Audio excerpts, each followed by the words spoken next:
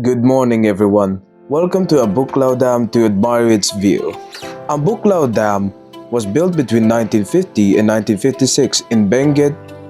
The Ambuklao Dam was the Philippines' first large-scale hydroelectric project, conceived to harness the Agno River for energy, flood control, and irrigation. Ngayon ay iikot ko ang ganda ng Pinas. Mula bundok hanggang dagat, bawat tanawin ay lakas. RMTective Adventure, kwento ng buhay ko. Pangarap plus dasal, tagumpay na totoo. Lahat ng lugar may bagong kwento, May inspirasyon sa bawat panahon.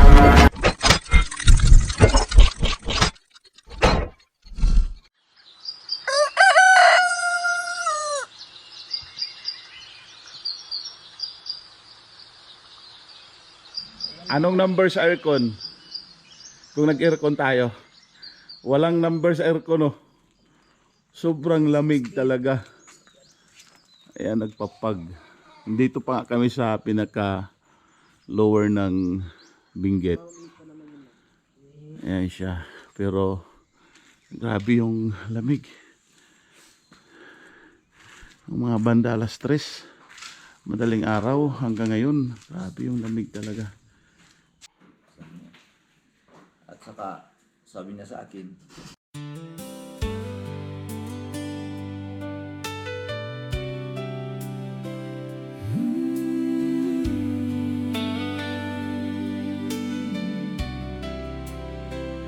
No problem, basta pagka nandun ka sa Manila, ako kagaya na ng bahala mga sa'yo. kasama namin. Kasi si Yusik Tungan, taga-Ambuklaw yun. Kaya nung pumunta yung mga kasamahan ko sa Mindanao, sa Davao, sinanap nila. Walang gaya natin. Okay, bye-bye kuya. Oo. Sige. Thank you, thank you.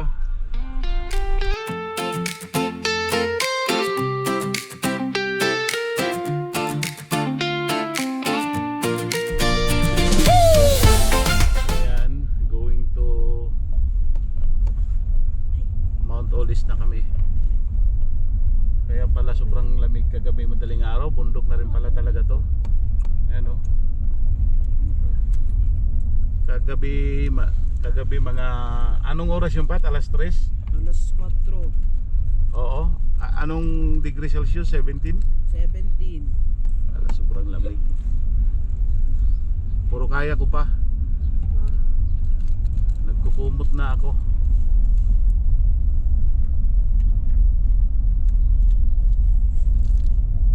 Grabe, no? Grabe ang Panginoon talaga. Isipin mo, naka-rest tayo ng maayos.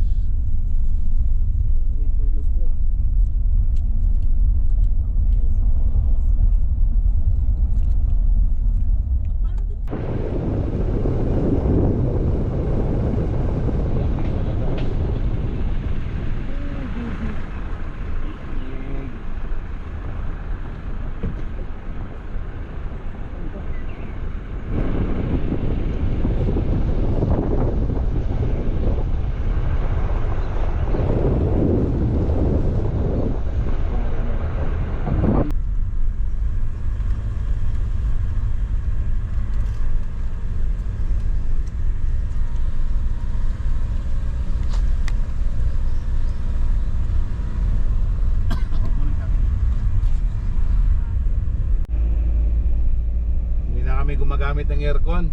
Grabe, sobrang lamig. Ayan, oh, ang body ko. Si Yola ayaw tumingin sa camera, nahihiya. Sabi niya sa akin, wag ka nang mag-aircon pa kasi malamig naman. Ayaw pa tumingin sa camera, oh. Tumingin ka sa camera. Nahihiya pa eh. Uy, tingin ka sa camera. Mag-hi ka sa kanila. May ibon. Grabing ganda rito.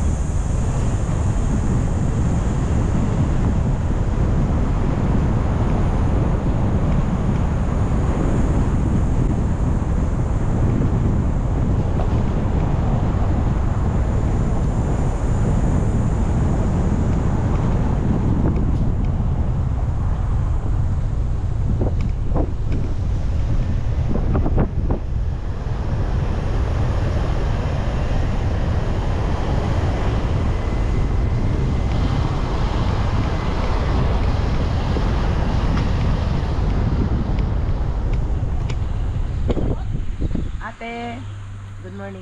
Ang Buklaw Dam po, ito po ba yung way? Ladies lang po. Thank you po.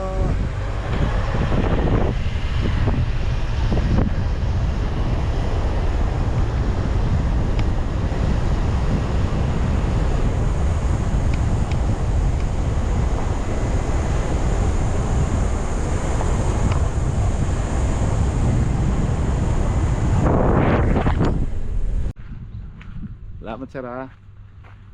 Alright. Dali na, kay picture tayo. Wow. Ang Buklaw Dam. Ayan siya oh. Unlock. Malamig din pala dito oh. Welcome to Ambuklaw Dam to admire its view.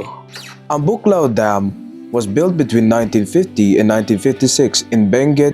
The Ambuklaw Dam was the Philippines' first large-scale hydroelectric project, conceived to harness the Agno River for energy, flood control, and irrigation. It stood as the largest earth and rock-filled dam in the Far East at the time of its completion. Construction in early years. The vision to develop the Agno River began as early as 1948, with preliminary studies and site investigations. Construction officially started in July 1950 under the National Power Corporation NAPOCOR, NAPOCOR. The massive undertaking relied on the technical expertise of Harza Engineering for the design and the Guy F. Atkinson's Co. for the heavy construction. On December 23, 1956, the dam was officially inaugurated by President Ramon Magsaysay. When it opened, the 129-meter-high and 452-meter-long dam was the tallest and largest dam in the East Asia. It was engineered to generate 75 megawatts of power for the Luzon grid, mitigate seasonal flooding, and supply irrigation to Pangasinan's farms. I've been ruined, I've been questioned, I've been lonely, and it was never ending. And there's a light, and there's a hope. He was standing there waiting for more. And there's a life, And there's a life, and there's a promise. saying, don't worry, child, I'll carry your burden. And he was there.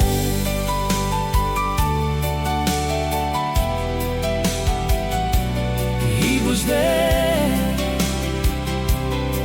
Oh, I'm surrendering. I'm surrendering, I'm repenting. I'm repenting. I'm laying all my failures down to my knees. Until my last breath, To my last time. to the very end of my existence. And he was there. And he was there.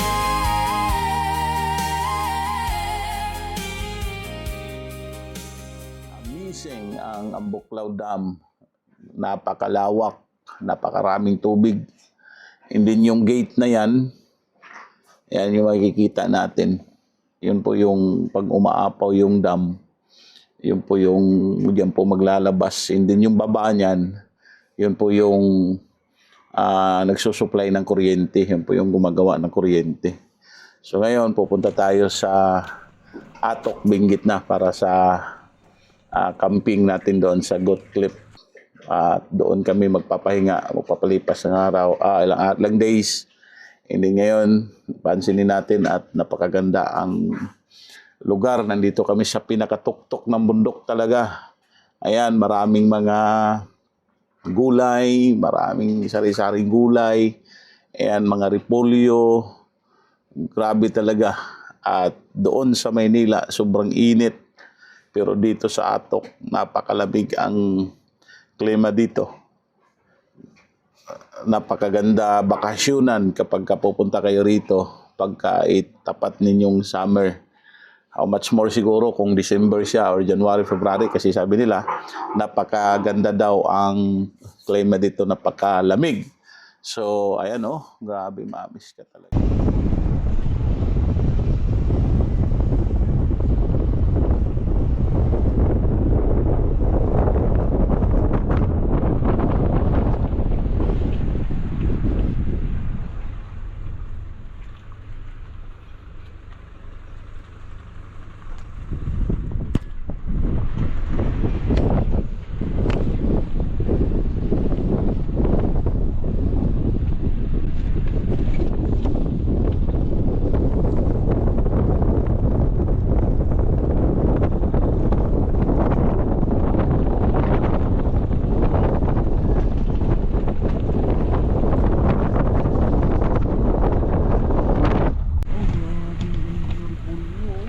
Ganyan pala siya. Eh, ba't wala siyang bilog sa gitna? Ilalim kasi yun. Nabalatan mo. Pag natakpan siya. Ay, oo, nandyan nga. Maliit pa. Yeah. At finally guys, nandito na kami sa Goat Cliff Rock Adventure and Camping. Yan po, dito na kami. And then hanggang dito na lang po ang ating video. At the next episode, yun po yung pagsisit up namin ng aming tent. And then tingnan natin kung ano yung ma-explore pa natin dito sa Goat Cliff. Maraming salamat mga ka-viewers at mga kaibigan, mga guys. Salamat sa inyong panonood. God bless you all. Thank you so much. Bye-bye.